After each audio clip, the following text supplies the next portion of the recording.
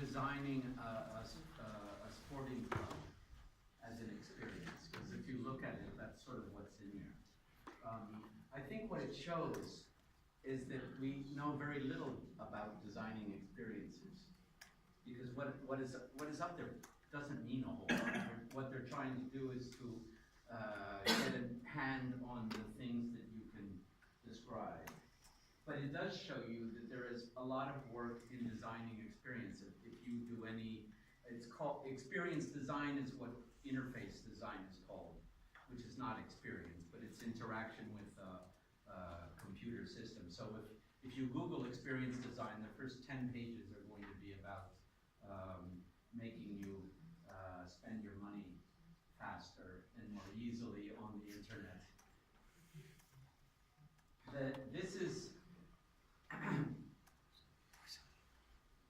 an interesting slide, because if you read what we have in gamification in the project right now is in deliverable 1.1, and they talk about a process of mechanics, and they showed us some mechanics, which were the things. They showed us about the dynamics, which were the rules, and we had some discussion about the dynamics. And a little bit we talked about aesthetics, in the sense of what is the value we get out of the experience.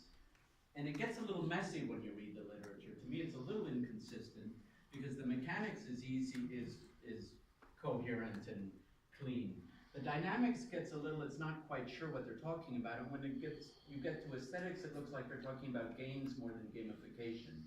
But it's the aesthetics part that obviously was more interesting to me anyway. So we'll ignore the incoherences in the theory and get to our practice. This is the framework, another slide showing this framework of mechanics, dynamics, and aesthetics. And we have the designer over here and the player over here. This is again just showing how normally the designer is over here and the player is over there. And what our innovation is to make the designer and the player the same thing, to get us in a position where we can design our things for ourselves.